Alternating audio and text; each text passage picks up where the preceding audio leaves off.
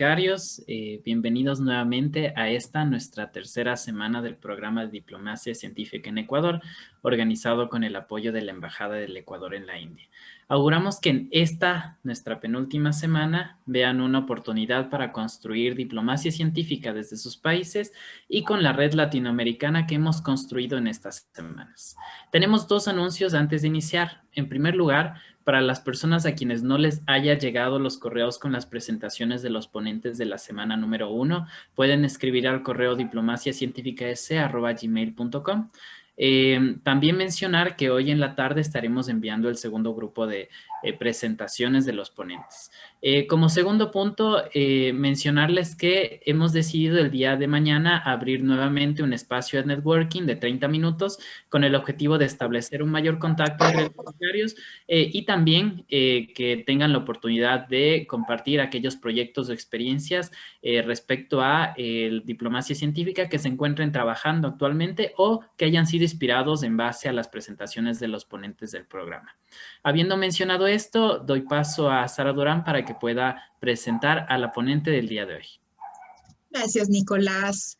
Buenas tardes con todos nuestros apreciados becarios de diferentes espacios de aquí de la región. Yo me siento profundamente honrada y emocionada de presentarles a mi colega, a mi amiga, la investigadora Débora Simón Baile. Ella tiene la nacionalidad española, pero aquí en el Ecuador tenemos el honor de que esté prestando sus servicios en calidad de investigadora y de profesora titular de la Universidad de las Fuerzas Armadas ESPE. Es PhD en Oceanografía y Paleoclimatología por la Universidad de Salamanca. Su tesis doctoral fue cum laude. Habla inglés, italiano, francés y portugués. Es miembro activo de la Red Ecuatoriana de Mujeres en la Ciencia y también es parte del Comité Científico de la Red Ecuatoriana para el Cambio Climático. En el 2017, y esto es algo que me llena de mucho orgullo, en el 2017 ella fue seleccionada para ser parte de la expedición ecuatoriana a la Antártica, que fue una expedición organizada por el Instituto Antártico Ecuatoriano. Hasta ahora ha sido la única mujer investigadora de la Universidad de las Fuerzas Armadas ESPE en tener esta distinción, como siempre representándonos a todas las mujeres. Y en su trayectoria internacional, que es vastísima, pero tengo que hacer un resumen y destacar lo que más se aproxima al objetivo del curso, y es que ella ha tenido también el agrado de participar, de colaborar en proyectos internacionales, como en Vietnam, en donde fue responsable de un proyecto internacional marino costero para el organismo internacional International Union for the Conservation of Nature, que es la Unión Internacional para la Conservación de la Naturaleza. Y en el Perú trabajó también en un programa específico, en un proyecto específico del Programa de Naciones Unidas para el Desarrollo. Con esta breve introducción, que podría quedarme hablando de ella hasta mañana, yo doy paso a nuestra ponente del día de hoy, quien nos va a deleitar con su ponencia La ciencia en Ecuador, cómo se articula con las relaciones internacionales. Bienvenida, Débora. Muchísimas gracias a Sara por esta presentación magnífica. Sara sabe mucho de mí y podría, como dice, estar hablando mucho tiempo porque somos amigas, hemos sido compañeras durante muchos años en la misma universidad y hemos intercambiado muchísimas aventuras y desventuras de nuestra vida académica. Y, por supuesto, también cuando recibí la invitación de Sara y de Nico, a ambos los conozco de cerca, sé de su profesionalismo y de su compromiso con la internacionalización. Era un sí rotundo el participar en esta charla. Entonces, gracias, el honor es mío y voy a proceder a compartir pantalla.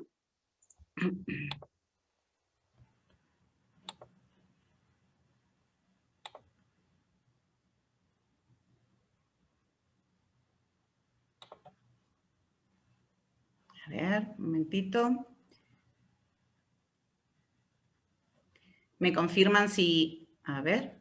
Sí, estamos viendo tu presentación, Débora. Ya, ahora, ¿me confirman que está en pantalla completa? Uh-huh. Ya. De acuerdo, entonces, por cierto, aquí tienen mi email que pueden apuntar para cualquier futura consulta o networking. Como Sara ha dicho, yo voy a presentarles la parte de la ciencia en Ecuador y cómo esta se articula con las relaciones internacionales. Yo estuve escuchando las charlas de los 2 anteriores viernes de los compañeros de Guatemala y de Brasil y su perspectiva, su enfoque era del de un diplomático. Es decir, están al otro lado de la barrera y eso es lo que estamos intentando, unir esa brecha. En este caso yo voy a hacer un enfoque, voy a hablar de mis experiencias personales como científica en Ecuador y como científica que también ha tenido experiencias en otros sitios y de hecho en Europa, en Asia y en otros países de Latinoamérica.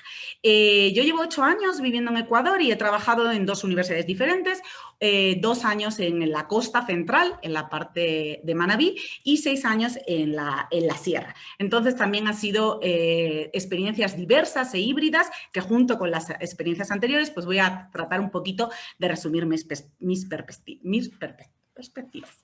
Bueno, lo que yo les quería plantear o cómo se me ocurrió esta exposición es hacer un análisis FODA, que seguramente muchos de ustedes conocerán. Es decir, cómo la ciencia en Ecuador, cuáles son las fortalezas, cuáles son las debilidades, las amenazas y las oportunidades de la ciencia en Ecuador y en relación y en esta internacionalización.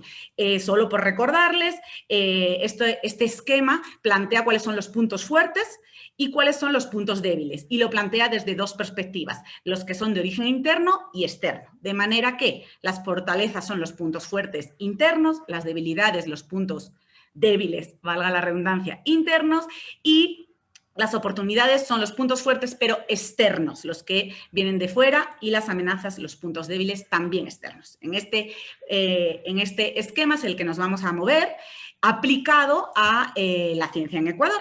Entonces, lo mismo existe en inglés, el SWOT Analysis, entonces vamos a estar intercambiando un poquito estos conceptos, fortalezas, strengths, debilidades, weakness, amenazas, threats y opportunities, que es casi igual. ¿Ok? Entonces, ¿qué es lo que nos hace diferentes en las fortalezas? ¿Qué es lo que hacemos bien? Y por otro lado, ¿qué es lo que no hacemos tan bien? ¿Qué es lo que podríamos mejorar? ¿Cuáles son esos factores externos que nos hacen débiles, las amenazas? ¿Y cuáles son esos factores externos que pueden fortalecernos y que nosotros deberíamos aprovechar para avanzar? ¿Ok? Entonces, eso aplicado a la ciencia en Ecuador. Este es el esquema general de la charla de hoy y luego voy a ir paso a paso ampliando los diferentes detalles. Entonces, en cuanto a fortalezas, les voy a comentar dos macropuntos que yo considero que son fortalezas de la ciencia en Ecuador. Uno ha sido el salto cualitativo que se ha dado en la cantidad y la calidad del talento humano en Ecuador a través de los programas de la SENESTIC. ¿Sí? Los famosos becarios de SENESTIC que ya les voy a comentar. Y otra fortaleza que tiene el Ecuador en ciencia es que es un auténtico laboratorio natural. Hay una diversidad de espacios geográficos y de ecosistemas, pero también una diversidad cultural y social que da mucho potencial y que es muy atractivo para investigadores internos y externos. Este concepto de laboratorio natural. Eso en verde, en fortaleza. Pero también tenemos que ser conscientes de cuáles son las debilidades de la ciencia en Ecuador. Y ya mencionaré muchos, pero burocracia, cortoplacismo, inestabilidad, que no es una cosa exclusiva de Ecuador, también ocurren estos problemas en otros países, pero que tenemos que ser conscientes. Tenemos que ser conscientes de cuáles son las peculiaridades o la idiosincrasia, efectivamente, para no solo quedarnos en la crítica, sino proponer soluciones. En amenazas, esto seré muy breve, obviamente las amenazas son externas, son comunes a muchos países, la pandemia, la crisis económica resultante de la pandemia y yo, por trabajar específicamente en el área de clima, pues obviamente voy a hablar también del cambio climático, que no es una pandemia tan inmediata como el COVID, no están en los hospitales entrando gente con diagnóstico muerto por cambio climático, pero que no debemos perder de vista porque está presente y en el Ecuador tiene sus efectos ya registrados. Entonces, también hablaré un poquito de eso brevemente. Y, por supuesto, acabaré en positivo en estas inmensas oportunidades que ofrece la ciencia y que ofrecen un montón de países cuando se sabe cómo buscar o se tiene ese interés por la internacionalización. Entonces, entre ellos hablaremos de las posibilidades de cooperación sur-sur, la cooperación iberoamericana, los programas estrella de la Unión Europea, qué te ofrecen los organismos multilaterales como Naciones Unidas y algunos hitos que pues, es interesante compartir, o incluso ustedes pueden conocer otros y en este momento sería como un disparador para que hablemos de ellos. Entonces, este sería el panorama, este análisis FODA de la ciencia en Ecuador y la internacionalización en la ciencia en Ecuador, y vamos a ir analizando algunos de esos aspectos. Empezamos por lo positivo, por las fortalezas, hablando de esto que son los becarios CENESTID. La CENESTID es la Secretaría de Educación Superior del Ecuador y en la última década ha supuesto un salto cualitativo. ¿Por qué? Porque ha tenido varios programas de becas internacionales, también nacionales, pero las que más repercusión han tenido han sido las internacionales, y aquí les quería mostrar un panorama un poco de las cifras para que tengan idea de lo que ha supuesto esto. Imagínense que en la última década el gobierno de Ecuador, a través de la CENESTID, ha becado a 18.000 estudiantes, 18.000. Esto es un número bastante interesante. Y esos 18.000 estudiantes, la inversión ha sido de aproximadamente 146 millones de dólares, que es muy significativa. Obviamente, algunos de esos estudiantes están todavía cursando en el exterior sus estudios, pero muchos ya están volviendo. Yo esto lo veo, lo he visto desde que entré en la universidad. Más de 10 de 50 profesores que hay en mi facultad, más de 10 han vuelto con doctorados en los últimos 5 o 6 años. Y eso ha sido algo, un aumento del talento humano y de sus aportes increíble. Efectivamente, además, normalmente ese talento humano que ha estado estudiando en el exterior ha sido jóvenes, 8 de cada 10 tienen menos de 35 años. Como vemos aquí, el 63% ha estudiado maestría y un 11% estudió doctorado. Y cuando regresan, el 40% se están trabajando en el sistema universitario y un 20% en la empresa privada. Entonces, sí se están repartiendo un poco, no es que el 100% haya ido a la universidad. Un concepto que implementó, que es importante en estas becas y que yo considero que, por ejemplo, ha sido una diferencia sustancial con el programa en el que yo me formé en España, es que cuando el gobierno de Ecuador daba becas, información que sí tenían un financiamiento muy bueno, hay una cláusula muy importante, un concepto que es el devengamiento. Es decir, esas personas no tienen que devolver la plata, pero tienen que volver al Ecuador a trabajar el triple del tiempo que pudieron estar gozando la beca, a trabajar, es decir, a replicar sus conocimientos. ¿Okay? Entonces, así el gobierno de Ecuador se aseguró de que no había fuga de cerebros, de que ese talento humano que estaba formando volvía efectivamente a trabajar y obviamente, a replicar sus conocimientos en el Ecuador. Y esto es una diferencia sustancial. Cuando yo hice mi doctorado en España, no había ese concepto. Nadie tenía que devengar nada. De hecho, yo acabé el doctorado y como en España no había oportunidades laborales, me fui a Vietnam, luego a Ecuador y pues la verdad eso es lo que se llama la fuga de cerebros. España no realizó... no tenía este concepto de vengamiento. Ecuador sí, a mí me parece algo, no es solo formar a las personas, sino asegurarse de que van a venir a replicar la inversión que hizo el gobierno ecuatoriano. Una cosa muy importante que vemos aquí, no sé, confírmame si pueden ver esta parte de aquí, de la pantalla a la derecha, ¿sí? ¿Sí? Ya. Un momentito. Ya, ok. Entonces, la mayor parte de los que fueron a estudiar, un 78%, estudiaba más ciencias de la vida o recursos naturales, ingenierías, y un 22% ciencias sociales. Esto está también bastante relacionado con lo que voy a hablar hoy, ya que yo soy del área de ciencias de la tierra, por tanto, es el mayor porcentaje de los que fueron a estudiar. Obviamente, las ciencias sociales también son importantes. Yo no las mencionaré mucho porque no es mi área y, por tanto, no es mi expertise. Ok, estos becarios fueron aumentando con los años, desde el 2010 hasta el 2017, los picos fueron por ahí por el 2014-15 y llegaron a 18.000, ¿de acuerdo? Como vemos, de esos solo un 11% fueron doctorado, ojo, entonces eso significa que aproximadamente en la última década se han formado unos 2.000 doctores nuevos en Ecuador gracias a estas becas internacionales, y esto es muy importante porque, como les digo, se siente, yo lo siento, desde que empecé en la universidad iban acabando su doctorado nuevos compañeros y venían con otra perspectiva de haber estudiado fuera, de haber tenido esa experiencia de investigación, pero también internacional. Entonces, para mí lo importante es que vuelvan a replicar sus conocimientos, y también súper importante es que alimenten y cuiden esos contactos internacionales, ese grupo de investigación que tenían donde estuvieran haciendo el doctorado, Estados Unidos, Italia, España, Australia, Alemania, porque yo tengo compañeros que han estado en todos esos sitios, que alimenten y además que crean en la reciprocidad, es decir, que inviten a todos esos contactos a que vengan a Ecuador a hacer trabajo de campo, a congresos, a hacer proyectos de investigación conjuntos, y también ellos tengan la posibilidad de volver a hacer estancias de investigación a estas universidades donde estudian su doctorado, o enviar a sus estudiantes actuales de Ecuador a esos sitios. Esto está pasando, yo lo estoy viviendo en mi facultad, y creo que ha sido un salto cualitativo muy importante a tener en cuenta. No solo la cantidad del talento humano formado, sino también la calidad, y que se mantenga ese networking internacional. ¿Ok? Y otra consecuencia de este aumento del talento humano en Ecuador en la última década, de este salto cualitativo del que hablábamos, es que esa gente que vuelve también tiene este concepto de trabajar en red. Y de hecho, bueno, actualmente los datos que aporta la Secretaría de Educación Superior es que existen 27 redes en Ecuador. Yo participo activamente en 2, como mencionaba Sarita al principio, en la Red Ecuatoriana de Cambio Climático. Uno de mis principales temas es la parte del clima, y he visto en esta red ecuatoriana esto, exactamente lo que les estaba contando. ¿Quiénes son los compañeros en la red? Pues compañeros de múltiples universidades del Ecuador, de la costa, de la sierra, de todas partes, que se formaron en el extranjero, la mayor parte de ellos gracias a estas becas en SDID, y han vuelto con esta perspectiva de trabajemos en red, hagamos cosas conjuntas, y sobre todo no nos olvidemos de que tenemos que salir de nuestra burbuja académica y nuestras evidencias, nuestros hallazgos lleguen a la población y a los tomadores de decisiones, y más en este tema como el cambio climático. En esta red de cambio climático nosotros tenemos la suerte, inmensa suerte, de tener varias personas, 2 en concreto.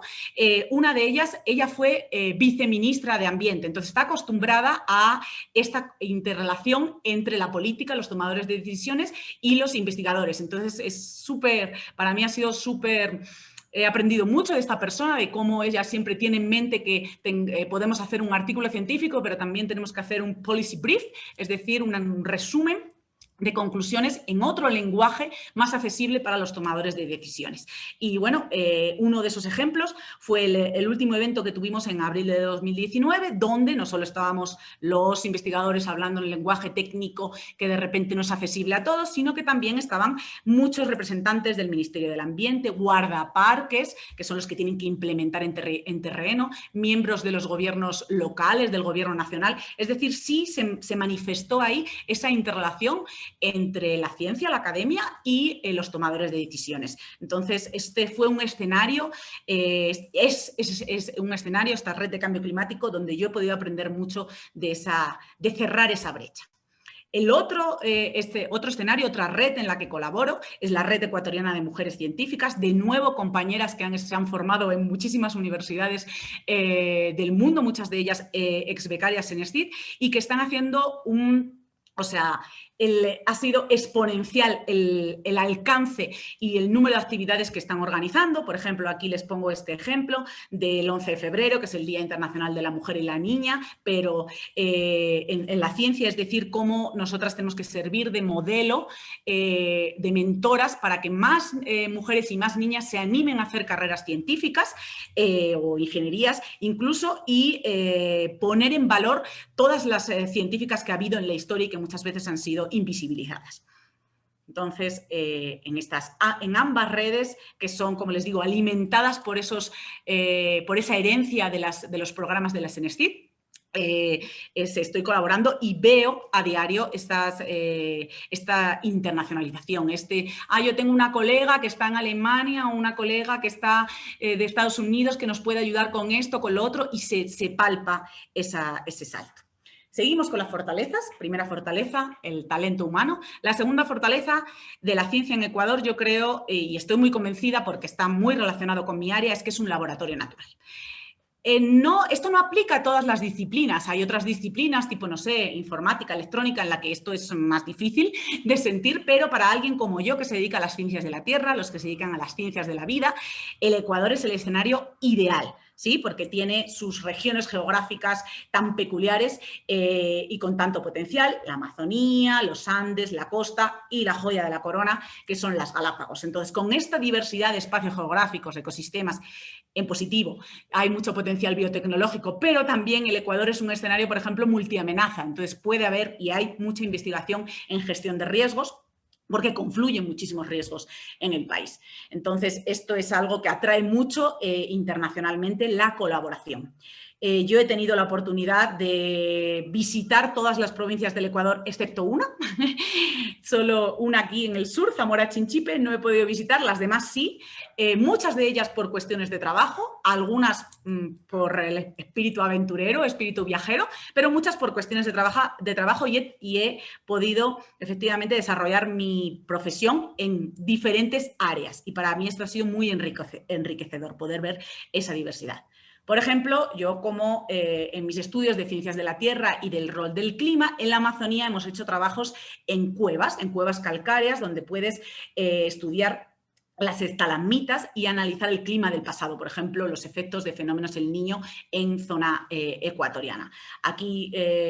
Aquí les muestro un poquito unas imágenes, incluso la colaboración del ejército ecuatoriano para una de las expediciones con compañeros de Grecia, Alemania, de Estados Unidos y de España que participamos y que de esta expedición salió una película que es un documental sobre esta expedición y sobre una de las cuevas, seguramente la cueva más famosa e impresionante del Ecuador, la Cueva de los Tallos, que está siendo propuesta como Patrimonio de la Humanidad. Esa es una de las iniciativas. ¿Okay? Entonces, aquí vemos cómo llevamos algo científico al público en general a través de un documental.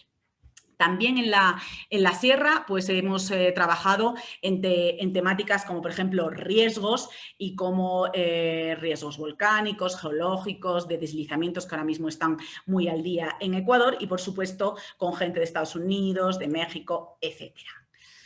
Seguimos con este laboratorio natural que es el Ecuador, vamos a la joya de la corona, que es Galápagos y que es realmente un imán para los investigadores extranjeros. Todos los compañeros que yo conozco de cualquier rincón del mundo literalmente matarían por venir a Galápagos a investigar.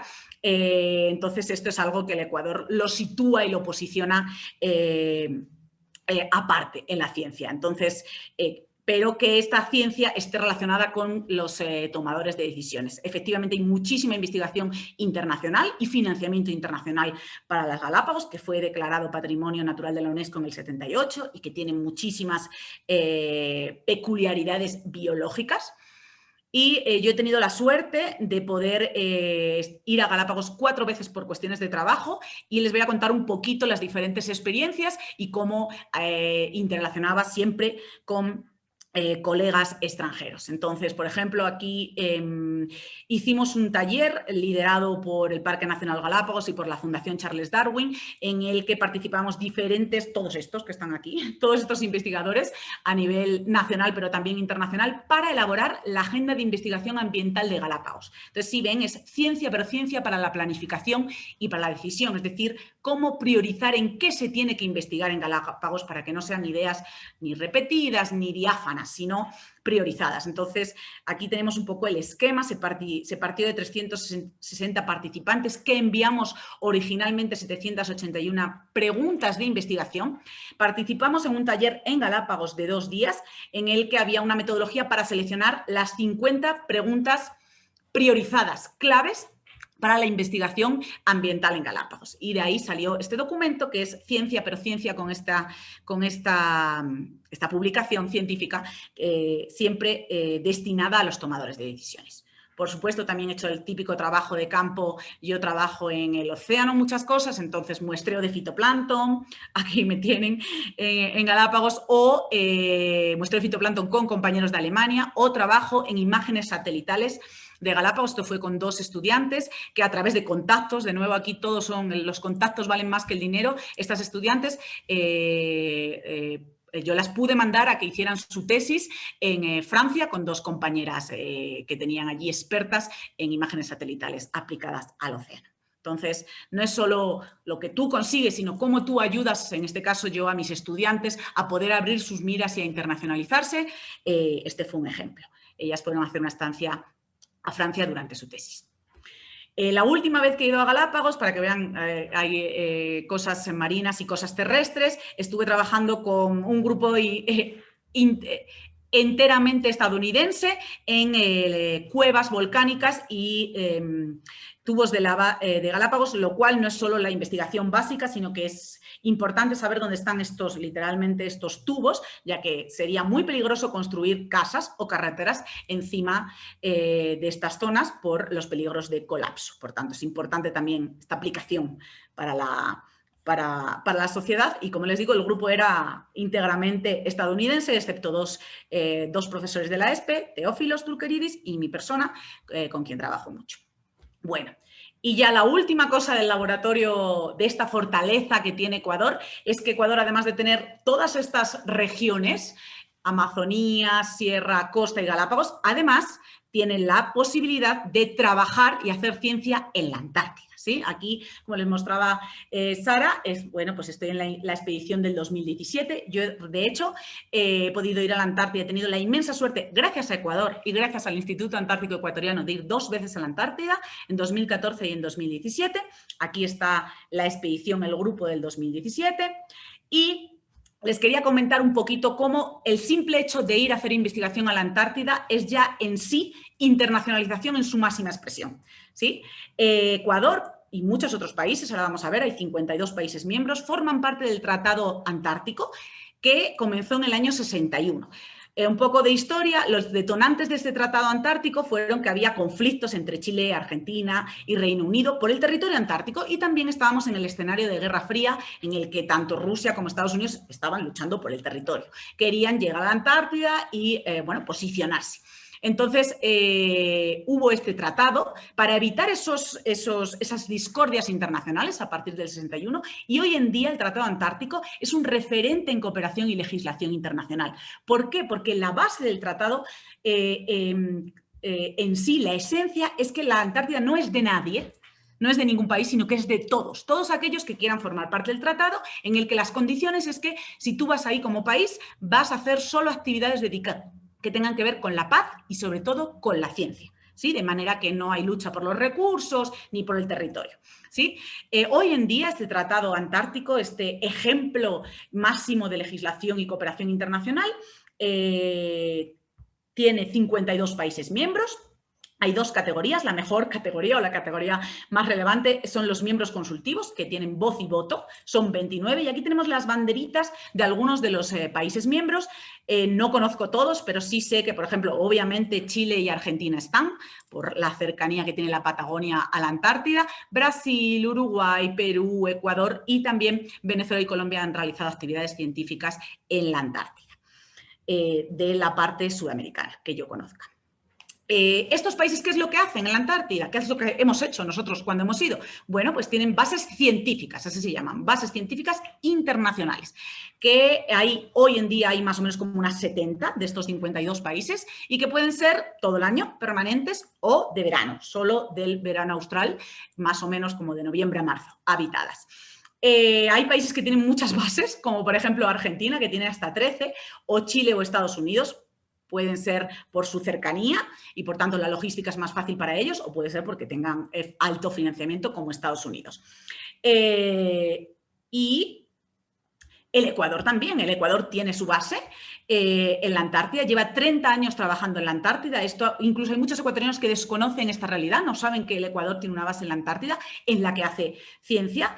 Y más importante, además de tener una base en la Antártida, el Ecuador es uno de los miembros consultivos. Recuerden que de los 52 países miembros, solo 29 tienen voz y voto y Ecuador es uno. Entonces eso lo sitúa en el grupo PIP, digamos, de los países antárticos. La estación que tiene es una base de verano, está abierta más o menos de diciembre a marzo. Lleva abierta desde 1990, tiene una capacidad para unas 34 o 35 personas que están simultáneamente realizando actividades en la base y está ubicada a más de 7.000 kilómetros de Quito. ¿Sí? Aquí fuimos, nosotros aquí vamos los que vamos a las expediciones antárticas ecuatorianas, a esta base, que les cuento que en general las bases en la Antártida están en la periferia, digamos, sobre todo en la zona norte de la península antártica, porque la logística para llegar a la Antártida es muy complicada. Normalmente los países, y aquí entra la internacionalización también, dependen unos de otros, sobre todo dependen de Chile y de Argentina, porque por su proximidad ellos son los que ponen los barcos, ponen los aviones, obviamente en acuerdos internacionales, para llegar a las diferentes bases. ¿De acuerdo? Entonces ahí, en este puntito amarillo, en esta esquina, está la base ecuatoriana, pero no solo la ecuatoriana, realmente en esa zona, en ese zoom, hay unas 17 bases, hay 17 bases científicas de 12 países que están en las cercanías de la base ecuatoriana, porque es la zona de más fácil acceso dentro de la Antártida. ¿De acuerdo? Aquí está la foto de la estación ecuatoriana, ubicada a 62 grados sur y vecina a una base chilena. Y obviamente, como vuelvo y repito, el Tratado Antártico consiste en hacer actividades científicas, pues tiene sus laboratorios para poder hacer las actividades científicas aquí. Ya.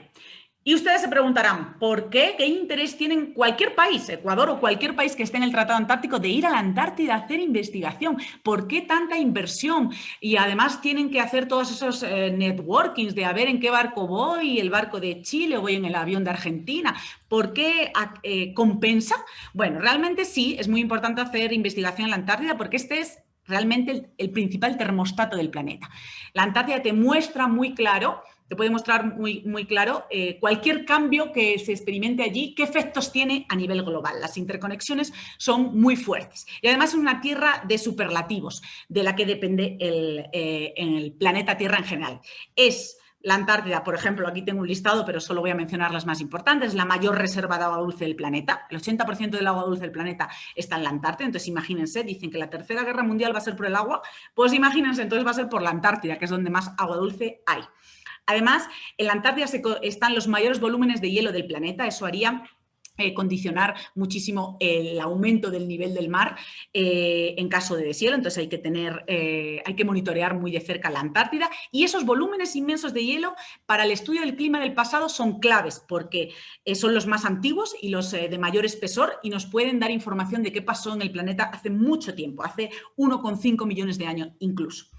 Entonces, por eso les digo que es el auténtico termostato y que muchos de los organismos extremófilos que se adaptan a estas condiciones en la Antártida, es muy importante investigarlos para luego ver qué aplicaciones biotecnológicas podrían tener en otras zonas.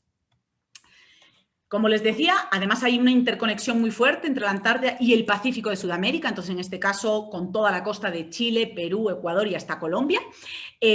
Algunos ejemplos para fundamentar esta interconexión es que el tiempo que lleva la Antártida congelada, ¿sí?, desde que está ubicada en las latitudes sures, es el mismo tiempo que lleva el desierto de Atacama desertificado. Sí, hay una conexión entre las aguas de la Antártida y el frío de la Antártida que se transmite a través de la corriente de Humboldt y que crea esa sequía a lo largo de la costa sudamericana. Otra evidencia es que, como dicen, cuando la Antártida tiene fiebre, se calienta, relativamente se calienta, la costa sudamericana del Pacífico moquea. Esa expresión se refiere a que se ha registrado que en el 2015 se registró un máximo de temperatura de 17,5 en el norte de la Antártida y 4 días después de ese máximo de temperatura, en Atacama cayó un aguacero que en un solo día llovió el equivalente a lo que no había llovido en 24 años. Entonces, miren todo esto, cómo hay conexiones a través del océano y del clima y, como les decía, es esta manifestación del termostato que significa la Antártida. En concreto, la costa de Ecuador es el final de la corriente de Humboldt, por tanto, hasta aquí llega ese influjo antártico fuerte, y las Islas Galápagos son el sitio más lejos de la Antártida donde podemos encontrar pingüinos, que es la especie emblemática de la Antártida, ¿sí? Alguna gente piensa, pingüinos, solo en la Antártida. Bueno, no, están hasta Galápagos, que es el territorio más alejado de la Antártida donde los podemos encontrar y donde llegaron a través de la corriente de Humboldt. Bueno, y en concreto, ¿qué es lo que yo fui a hacer a la Antártida? Pues fui a hacer un proyecto sobre el rol del plancton en el clima. Compañero, aquí tenemos unas poquitas de fotos de cuando estábamos allá.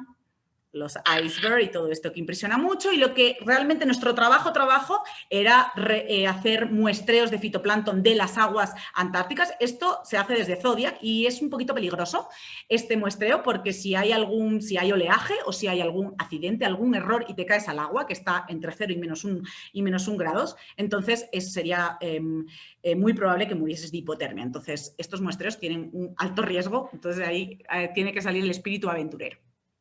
Después de las muestras hay que ir al laboratorio, que está allí en la propia estación, para analizarlas en el microscopio. Y estábamos buscando estos organismos que son los más pequeños que hay en el océano, pero que son realmente el pulmón del planeta, ya que ellos hacen la fotosíntesis. Entonces nosotros medíamos cuántos y quiénes de este fitoplancton había en la Antártida y lo relacionábamos o lo comparábamos con lo que podíamos encontrar en la costa ecuatoriana. En sí, como les dije, el hecho de ir a la Antártida ya es poner en práctica la internacionalización. En concreto, Ecuador no tiene los medios para realizar el viaje completo por ellos mismos. Tienen que llegar a acuerdos con otros gobiernos y para ir desde el sur, desde la Patagonia hasta la Antártida, pues realmente puedes ir en los aviones o barcos de Chile o de Argentina. Ecuador tiene acuerdos con Chile y yo la primera vez viajé en un avión militar chileno y la segunda vez viajé en este barco de la Armada chilena. El avión son como unas 3 horas y media, el barco son como 5 o 6 días. Entonces, ven, aquí ya en el barco ya empieza nuestra internacionalización, porque el barco, aunque sea de Chile, no solo había chilenos, ahí había peruanos, coreanos, polacos, españoles y un montón de gente, científicos, que iban a las diferentes bases de la Antártida y que ya en ese viaje de 5 o 6 días, en ese ambiente tan reducido, imagínense la cantidad de interacciones o de colegas científicos que se pueden crear. Aquí de nuevo, el barco llegando a las zonas de la Antártida y visitando, o también en el momento en el que se bajaban los compañeros, también nosotros visitábamos otras bases científicas, como por ejemplo las chilenas, que ya les dije que son muy importantes en el área por la logística. Aquí los helicópteros chilenos. Los chilenos tienen de todo en la Antártida: barcos, aviones, helicópteros, lo que haga falta. Entonces son un país clave. Y Ecuador lo tiene como país de entrada. La llave para la Antártida de Ecuador es Chile, en concreto. También visitamos la base rusa, que estaba cerca de la chilena, literalmente 300 metros, o la base china, que había que caminar más o menos como 1 hora para visitarla. Entonces es muy común el visitar a otras bases, y no solo visitar a otras bases, sino que en tu propia base haya personas de otros países. Por ejemplo, en la base ecuatoriana había venezolanos, había chilenos, había un compañero incluso de Bosnia, y anteriormente, porque ahí quedan registrados todas las personas que han pasado por esa base, hubo personas, investigadores de Malasia, de Suecia, de España, de muchos sitios. Y es un ejemplo máximo de internacionalización.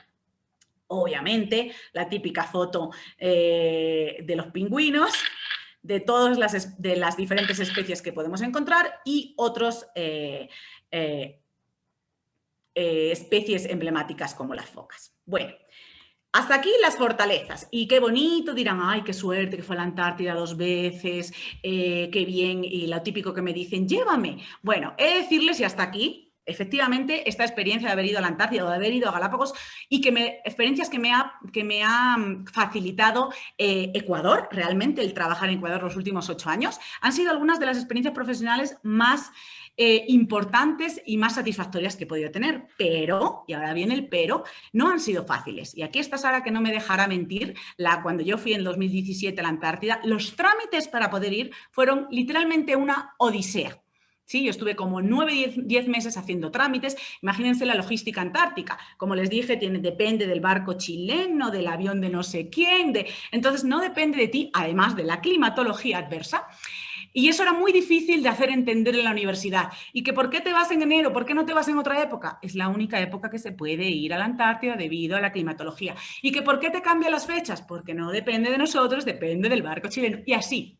Pues hacer entender eso y un documento para arriba y otro para abajo, 9 meses haciendo trámites, yo estoy segura que muchas personas podrían haber tirado la toalla, pero esa persistencia y ese espíritu aventurero son los que permiten estas experiencias tan enriquecedoras. Pero muy importante que sepan que para llegar a eso no fue fácil, realmente no fue nada fácil, y ahí vienen las debilidades de la ciencia en Ecuador. Entonces, las debilidades que yo he sufrido en los últimos 8 años y que es importante hacer con espíritu crítico este diagnóstico, porque unas veces sepamos qué es lo que hay que mejorar, nos podemos poner a solucionarlo, pues una de ellas es la burocracia excesiva. Yo no puedo recordar, bueno, tengo una carpeta ahí con todos los papeleos que tuve que hacer para ir a la Antártida, ya eran automáticos, ¿sí? Ya como veíamos aquí, además tenía que dar clases y vemos aquí, además de la administración, las reuniones, los proyectos y todo eso, tenía que tener en mente que es que yo estoy ahí para también dar clases. Y eso, combinar todo eso es muy complicado. Y, por supuesto, hay personas que no te facilitan la vida, aunque seas la única persona seleccionada de toda la universidad para ir a la Antártida. No, eso no les impresiona para nada porque no es su dinámica. Entonces, te siguen pidiendo pues, el papel número 1002 para este trámite. Y, en resumen, aquí muchas veces tenemos este dilema en la ciencia y en los trámites de que lo urgente eclipsa a lo importante, ¿sí? O que no se sabe priorizar algunas de estas oportunidades que otra gente, literalmente, como les dije, mataría por tener, pero que a la hora de conseguir los apoyos te ponen muchísimas trabas y pegas. Entonces, ojalá el trámite para el Antártico hubiera sido mucho más fácil. Yo no me arrepiento de nada de lo que hice, pero la verdad sí sufrí mucho para poder conseguirlo. Entonces, esa burocracia excesiva. Ojo, tendríamos que... estas debilidades que voy a mencionar ahora no son debilidades de financiamiento. Ecuador, como muchos países en desarrollo, no tienen recursos infinitos, eso está claro, pero hay muchas cosas que se pueden mejorar, y esas son mi listado de debilidades, que no requieren financiamiento, lo que requieren es organización y planificación, ¿de acuerdo? Por eso está en mi listado. Esto, y no está en mi listado la falta de recursos. Eso es algo que, bueno, es más complicado y que no es tan fácil como, bueno, sentarse a planificar. Seguimos con las debilidades y otra de ellas es el cortoplacismo. Los procesos en investigación en ciencia son largos, requieren tiempo, no se pueden obtener resultados en varios meses, no se puede hacer evaluación en 1 o 2 meses. Y dentro de la ciencia hay una parte que es la investigación básica, el estudio sobre el que se soporta luego la investigación aplicada, que no se valora lo suficiente. Y les pongo aquí estos cartoons para que vean, como el de la rueda. Le pregunta el señor... En este caso podríamos llamarlo el burócrata troglodita. ¿Y para qué se puede usar esto? Ojo que han descubierto la rueda. Y le dice, no sabemos, lo que hacemos es investigación básica. Y contesta, en este caso, llamémoslo el burócrata troglodita, qué bonito, nosotros nos matamos empujando piedras y arrastrando animales salvajes mientras los señores se entretienen haciendo cosas que no sirven para nada. Esto es algo que suelen decir a muchos investigadores que se dedican a la parte básica. ¿Y lo tuyo para qué? ¿Y cuándo vamos a ver los impactos? ¿Y cuándo vamos a ver los efectos? Bueno, vuelvo y repito, en investigación los procesos son más largos y algo que se descubrió hace 20 años que en principio no se le encontraba una utilidad, hoy en día es clave, por ejemplo, para una vacuna del COVID y así sucesivamente. Entonces, estas diferentes escalas de tiempo de un político o de un tomador de decisión versus un investigador son puntos de desencuentro que tienen que ser limados y tienen que ser comprendidos por ambas partes. Otra cosa adicional, otra debilidad que yo creo o he encontrado en mis 8 años en Ecuador, de la ciencia en Ecuador, es la inestabilidad de los programas en ciencia. Yo al principio hablé de las fortalezas de los becarios, lo cual fue un súper programa, pero ojo, ese programa está siendo inestable. Hubo un momento en el que los becarios de Cenexit en el 2011 llegaron a ser 1.070. Sin embargo, en el 2019, no tengo los datos de 2020 aún, en el 2019 bajaron a 125. Ven cómo ha bajado el número, por tanto, este programa que fue tan exitoso se ha vuelto inestable. Y lo importante es que los programas en ciencia, o en este caso en formación de talento humano e investigador, vayan más allá de los gobiernos, ¿sí? Porque cambie un gobierno, porque cambie un rector, porque cambie una autoridad, no se caiga algo que en verdad era bueno, sino que se mantenga en el tiempo. Esto quería decirles sobre las debilidades, para que estemos conscientes, y brevemente sobre amenazas.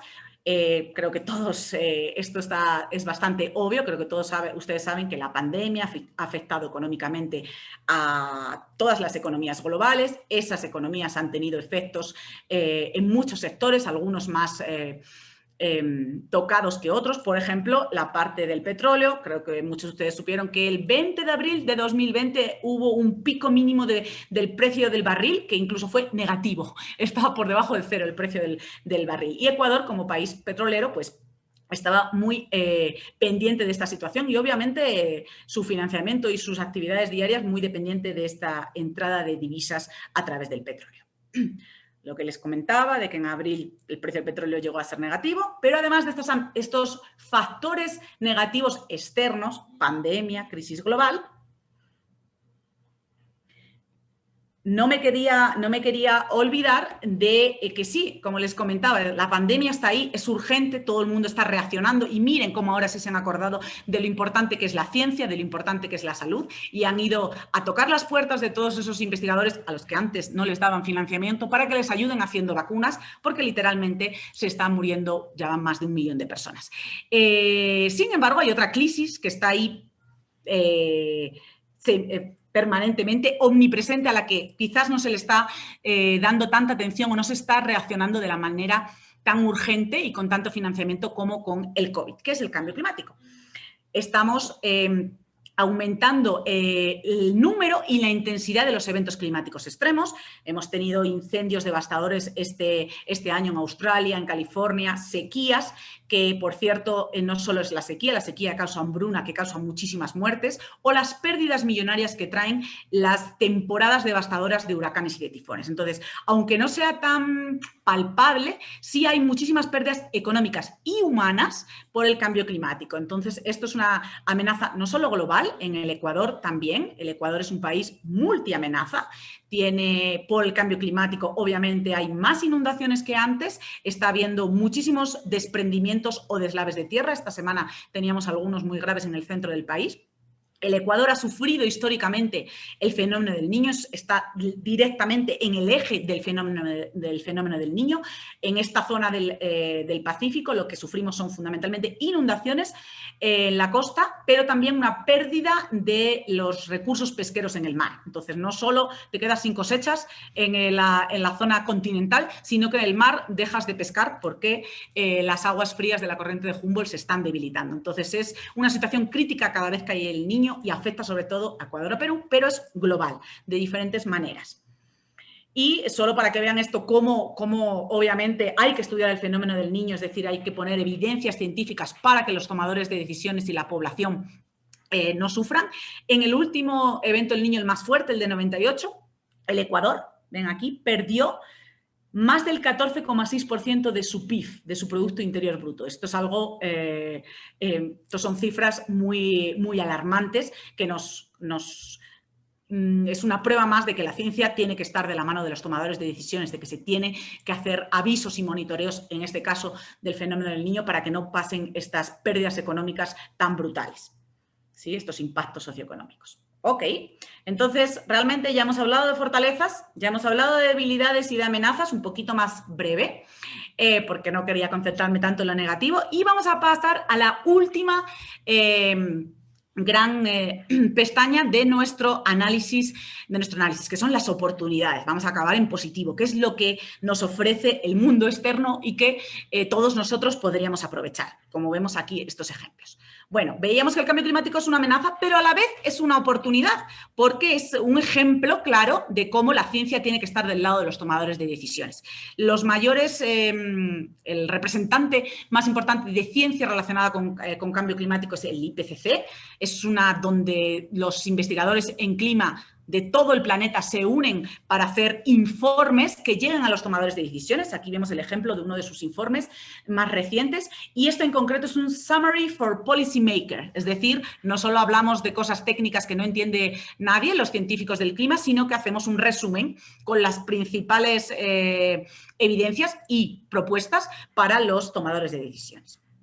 este tema del clima, que por cierto yo les hablo más a detalle porque es uno de los temas en los que yo más trabajo, vuelvo y repito, es un ejemplo en el que sí o sí se tienen que unir los investigadores y los tomadores de decisiones para que salgan acuerdos como, por ejemplo, el Acuerdo de París, que salió en 2015. Se reúnen periódicamente, las Naciones Unidas promocionan estos encuentros que se llaman las COPs, ¿sí? Las reuniones de las partes respecto a cambio climático. Ya ha habido 25 de estas reuniones, de hecho Sara participó en una de ellas, siempre hablábamos de ese tema, la última fue en Madrid en 2019 y justo hace unos días me llegó un email para invitarnos a estudiantes y a docentes del Ecuador a una simulación de esa conferencia de las partes sobre cambio climático, ¿sí? Entonces esto es un ejemplo súper práctico de encuentro de la ciencia y de la diplomacia, donde docentes y estudiantes aportan sus evidencias científicas y también proponen soluciones ante la crisis, soluciones concretas que puedan ser implementadas, en este caso, por los tomadores de decisiones. Entonces, este ejemplo, al que, por cierto, a los de Ecuador les invito, aquí está el link, ocurrirá del 5 al 7 de marzo y es una simulación de esa macroconferencia global de cambio climático. Entonces, ven, ejemplo práctico aquí en el Ecuador. ¿Qué más tenemos de oportunidades? ¿Qué existe ahí fuera en la que nosotros nos podemos integrar como científicos? Bueno, existe esta red, no sé si ya han hablado en anteriores charlas, existe la International Network for Government Science Advice, de nuevo ciencia y tomadores de decisiones, existe el nodo Latinoamérica y Caribe y yo entré a la página a ver qué hacían, diferentes eventos y a ver cuáles eran los miembros, el Steering Committee. Me dio bastante pena ver que no había ningún miembro de Ecuador. No solo, hay miembros de Argentina, de México, de Brasil, de Costa Rica, de Perú, de Venezuela, de Chile, pero hay bastantes países que no están representados en esta red y que ustedes, que podrían ser perfectos, muchos de ustedes perfectos candidatos a esta red, si es que no la conocen, pues aquí se la presento para que se pudieran candidatar a esta red y entren a la página INSA y vean las actividades. Una de las actividades muy importantes que hizo esta red, brevemente voy a hablar de ella, fue una encuesta a las dos, digamos, patas, los dos pilares fundamentales, que son los científicos y los tomadores de decisiones. Hicieron encuestas sobre sus perspectivas y los resultados de la encuesta fueron que ambos, tanto científicos como policymakers, creen que efectivamente hay una brecha entre ambos, ¿sí? Tienen que acercar posiciones. ¿Y a qué se debe esa brecha? Pues se debe a varias cosas, según la encuesta. Pues, por ejemplo, aquí hay una falta de incentivos para los investigadores. Los investigadores siempre se nos premia si hacemos una publicación científica, un artículo científico en tal revista Scopus Q1. Pero si un investigador se dedica a hacer ciencia para tomadores de decisiones, eso no está valorado en general en la academia de ninguna manera. ¿De acuerdo? Además, hay una diferencia en el argón. El lenguaje que utilizan los investigadores con el lenguaje que utilizan los tomadores de decisiones hay un mundo que hay que empezar a cortar distancias. Y también, muy importante, como ya les decía, las diferentes escalas de tiempo. Los tomadores de decisiones trabajan más en la urgencia, en el cortoplacismo, mientras que los científicos trabajamos en escalas de largo plazo. Y eso hay que intentar llegar a acuerdos, ¿ok? ¿Qué más? ¿Cuáles fueron algunos de los resultados de esta encuesta? ¿Qué otros? Pues no solo qué es lo que pasa, cuáles son los principales problemas, sino ¿cuáles serían, cómo podríamos mejorar esto? ¿Sí? ¿Qué podríamos hacer para minimizar esa brecha entre la ciencia y los tomadores de decisiones? Entonces, ¿qué propuestas hacían? Pues lo que ustedes ya comentaron en anteriores charlas, crear programas de capacitación específicos para comunicación científica, ¿sí? Incluir a los jóvenes doctores entre los legisladores, entre los tomadores de decisiones, reconocer la comunicación científica a nivel universidad. La universidad tiene que dar horas o dar reconocimientos cuando hay recategorización de docentes. Ahí esta persona se dedica a ser un asesor de tal ministerio. O, por supuesto, crear eventos para discutir estas problemáticas entre ambos lados. ¿Y qué mecanismos proponían ambas partes para hacer eso? Los eventos, la capacitación y hablar en escalas de tiempo y en lenguajes similares. Pues algunos de ellos eran internships o programas de capacitación para científicos ya directamente dentro del gobierno, implementar algunas estancias de interfaz ciencia-política. crear comités científicos de expertos para temáticas específicas o incluso crear academias nacionales como el Colegio Nacional de Ingenieros, geógrafos. Entonces, a ellos se les pide opinión el gobierno les pediría opinión. Incluso incluir asesores científicos específicos para los ministerios. Esa figura sería muy importante. Entonces, los comités científicos, las academias nacionales de las diferentes disciplinas, los asesores científicos directamente en los ministerios o los think tanks, todos ellos participando en todos esos eventos podrían hacer que la situación o esta brecha, este gap entre ciencia y política se pudiera ir cerrando. Seguimos con las oportunidades, ya esto era la encuesta que había hecho esta red latinoamericana, y otra oportunidad que seguramente ustedes conocerán es la OEA, la Organización de Estados Americanos, siempre está ofertando becas. Si ustedes entran a su página OEA Becas, van a ver que hay becas pues, de Costa Rica, Estados Unidos, España, Israel, muchas oportunidades de internacionalización. Un poquito más de oportunidades, no sé si conocen, el programa indio de cooperación técnica y económica. Los cursos que oferta, a los que Sara tuvo la suerte de participar en uno de ellos, son cursos muy increíbles que además te permiten conocer una región del mundo que de repente para un latinoamericano promedio es un poco desconocida, como la India, que es uno de estos, los dragones asiáticos, donde todo va muy rápido y la tecnología está evolucionando mucho. Entonces, aquí tienen, ustedes pueden poner ITEC-GOI y ver los cursos que oferta India para ustedes, ciudadanos latinoamericanos. De hecho, yo apliqué y porque no soy ciudadana latinoamericana, no puedo, pero ustedes sí. ¿Qué más oportunidades podemos considerar para acercar la ciencia a la internacionalización y a los tomadores de decisiones? La Comisión Europea. La Comisión Europea invierte mucho dinero y esfuerzo y prioriza muchísimo la integración de la ciencia. Y seguramente su programa actual más emblemático es el Horizon Europe, que está en implementación desde el 2021 hasta el 2027 y que es muy, muy ambicioso. Económicamente es muy ambicioso. ¿Cuánto está invirtiendo la Unión Europea en los programas de innovación y de investigación? Pues 114 billones de euros. Esta cifra es enorme. Entonces, es muy importante que cualquiera que quiera acercarse a estas oportunidades, revise la página, aquí les pongo, pero ustedes pueden poner Horizon Europe y ahí entran. Y como les comenté, este programa actual, el Horizon Europe, es el heredero de otro programa anterior, que era el Horizon 2020, del que se aprendieron algunas lecciones y una de ellas es esta de aquí, que es que hay que reforzar la cooperación internacional y hacer que participen más los ciudadanos. Entonces, ahí hay muchísimas oportunidades para todos nosotros, ¿sí? Justo buscando información sobre el Horizon Europe, encontré este curso que puede ser que les interese, que va a tener lugar entre el 15 y el 19 de marzo, o sea, ya, dentro de poco, menos de un mes, y aquí tienen el link, en el que realmente el título del curso es como el rol de la diplomacia científica en los retos globales. ¿Ok? Entonces, creo que sería de bastante interés para ustedes. Aquí tienen algo que encontré justo buscando información del Horizon Europe. Además de Europa, que es siempre como un objetivo, y la Unión Europea con todo su financiamiento y sus macroprogramas, hay otros países que tienen un posicionamiento muy fuerte, como Corea, a través de su Agencia Internacional para la Cooperación, COICA. Les animo a que entren a la Facebook o busquen, googlen COICA Ecuador, COICA cualquier país, COICA Costa Rica, para ver todos los programas académicos que oferta COICA para ciudadanos, en este caso, latinoamericanos. Las posibilidades son increíbles y Corea del Sur es un referente internacional en este sentido. Seguimos con posibilidades internacionales, en este caso de organismos multilaterales como la UNESCO, para todos ustedes que sean mujeres en ciencia. Recuerden que yo pertenezco a la RENSI, entonces para mí es muy importante y es transversal el tema de género. Esta organización de la UNESCO para mujeres en ciencia de países en desarrollo oferta también muchísimas becas para doctorados, pero que sean realizados en países como ellos llaman, the Global South.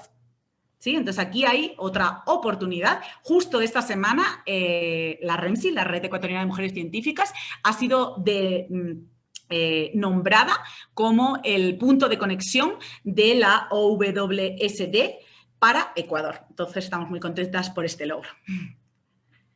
Y seguimos con las oportunidades, ya casi acabando, oportunidades internacionales multilaterales de Naciones Unidas, que es el principal referente de organismos multilaterales. Las Naciones Unidas este año ha sido la inauguración de lo que ellos han llamado la década de la ciencia para el océano, ¿sí? Que va desde 2021 hasta 2030.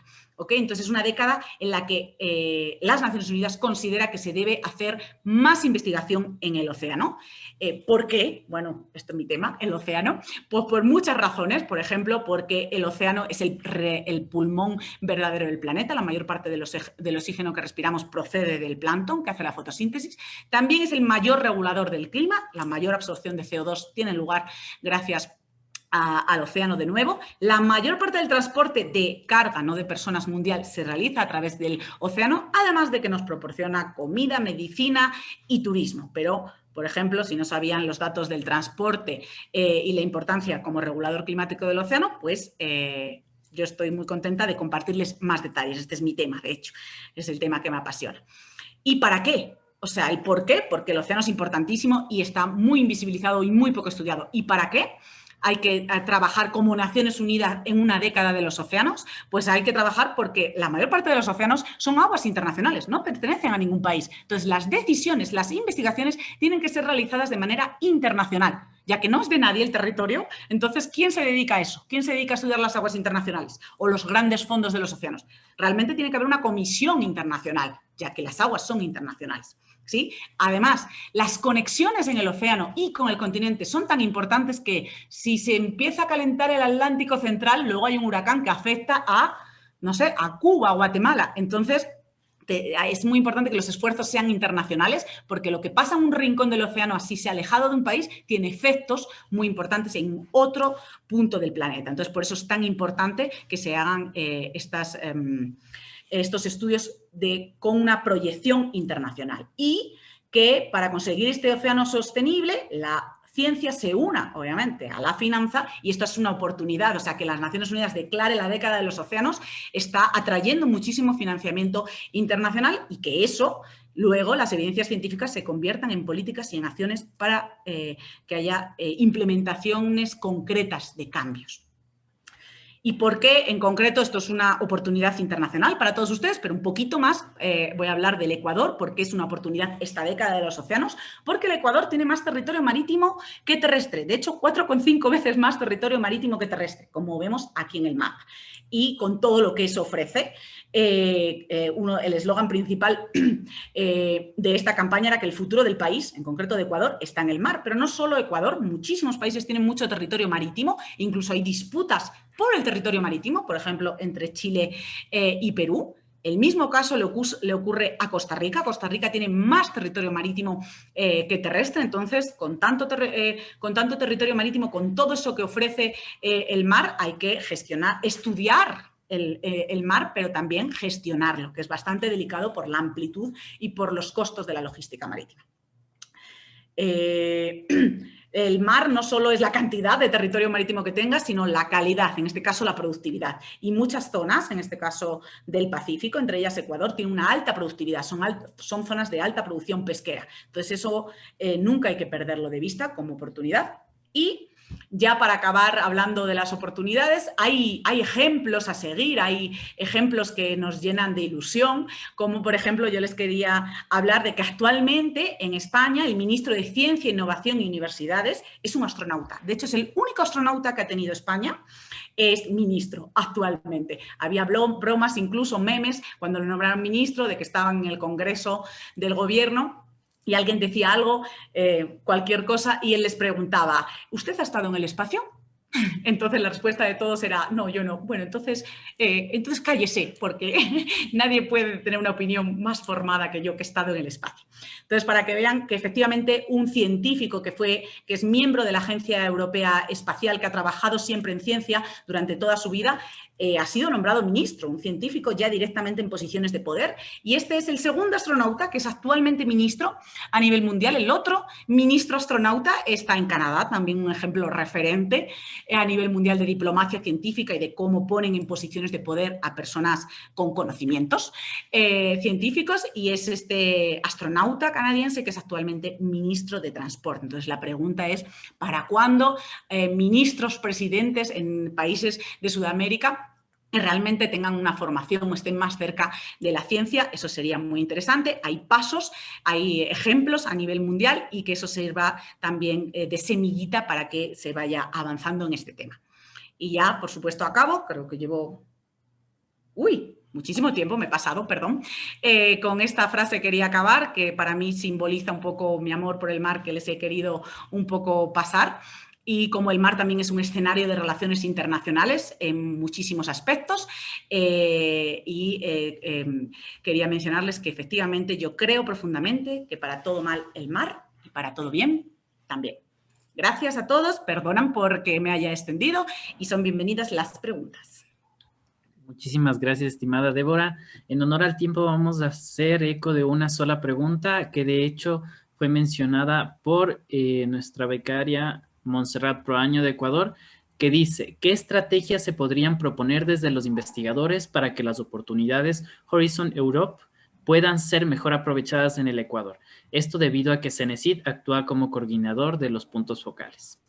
Ajá. Bueno, efectivamente, primero hay que saber que existe el Horizon Europe. Hay que hacer promoción entre los investigadores, en este caso del Ecuador. La CENESID efectivamente es punto focal, pero también tenemos representantes en las universidades. De hecho, yo soy uno de los puntos focales del Horizon Europe a nivel ESPE. Entonces hay que difundir las ideas. La cantidad de programas de investigaciones, de oportunidades que propone el Horizon Europe son muy grandes. Entonces, la parte de difusión y luego la parte del compromiso en las universidades. Una vez que un grupo de investigadores de una universidad o de varias universidades encuentren partners en Europa, que en la universidad se den facilidades, porque muchas veces es muy complicado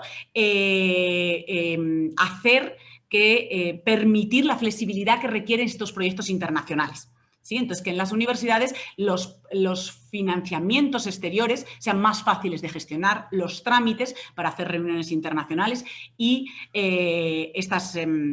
todo esto que necesita un proyecto internacional, que es una flexibilidad incluso de horarios, porque vamos a estar en diferentes usos horarios. Entonces, solo para resumir, difusión. La gente tiene que conocer que existe esto y el abanico de posibilidades que tiene, y facilidades al interno de las universidades para que los investigadores, una vez se comprometan a participar en este programa, no lo vean como un lastre, sino más bien efectivamente como algo que les está beneficiando.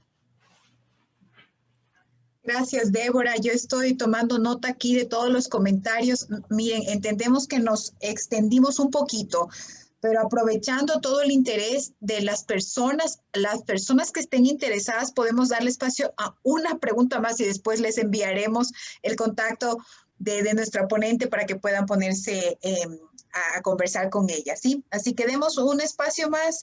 Vi al inicio Pedro de Chile, que tenía levantada su mano. Tal vez, Pedro, ¿estás por ahí? O si no, damos espacio a alguien más. Nicolás, dime tú. Por favor, quien quiera hacer uso de la pregunta puede colocar en el chat o puede utilizar la pestaña de participantes. Listo. Mayra Villatorro de Guatemala.